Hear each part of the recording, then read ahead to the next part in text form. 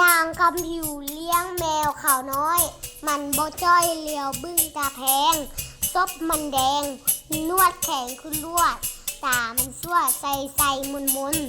มันมักวนตอนเรากินข้าวคำผิวเว้าละเจ้ายากกินยังย่าห้องดันให้นอนรอท่าอีบ่ซาหากที่ได้กิน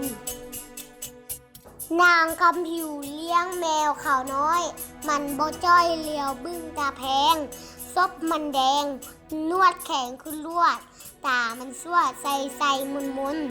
มันมักวนตอนเรากินข้าวคำผิวเว้าละเจ้ายากกินยังย่าห้องดังให้นอนรอท่าอีบ่ซาหากที่ได้กิน